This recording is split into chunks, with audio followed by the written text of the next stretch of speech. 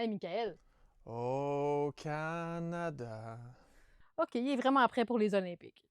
On a plongé dans nos nos... archives. En tout cas, on peut pas dire que la relève n'avait pas la fibre patriotique parce qu'au retour des Jeux de Turin, on a beaucoup parlé de Charles Hamelin.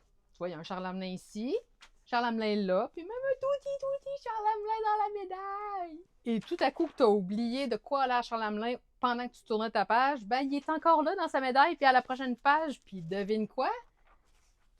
Il est encore là à l'autre page d'après. C'est même plus où est Charlie, c'est où est Charles. Et pour ceux qui se demandaient, Charles Hamelin, quelle médaille qu'il a remportée, bien, je pense que c'est celle d'argent. C'est assez clair, oui. C'était pour le relais 5000 mètres, alors bravo Charles. Au fil du temps, on n'a pas une tonne d'athlètes olympiques en région, mais par contre, il y avait la gardienne de but de l'équipe de hockey canadienne, Kim Saint-Pierre, qui avait remporté la médaille d'or. Oui, à son retour de Salt Lake City en 2002, le soleil avait couvert le rassemblement qui avait lieu à l'Arena. Pendant 2 heures, elle avait signé des autographes, puis même il avait dû lui demander de quitter parce que la glace était réservée à 16 heures. Donc, elle aurait pu rester encore bien longtemps pour recevoir des félicitations de ses fans.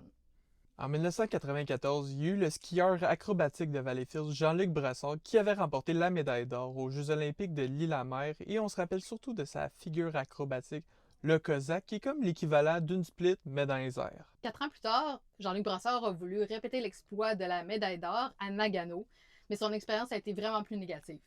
Il a terminé quatrième, mais au-delà de ça, il avait été nommé porte-drapeau pour le Canada, puis il avait émis beaucoup de critiques à l'égard du comité olympique à cause de ça, parce que ça faisait en sorte qu'il pouvait moins s'entraîner. Ce qui est quand même bien, c'est qu'à son retour de Nagano, il a quand même accordé une entrevue de 2 heures au journal Saint-François pour revenir sur son expérience. On se refait ça bientôt? En 2028, à Los Angeles.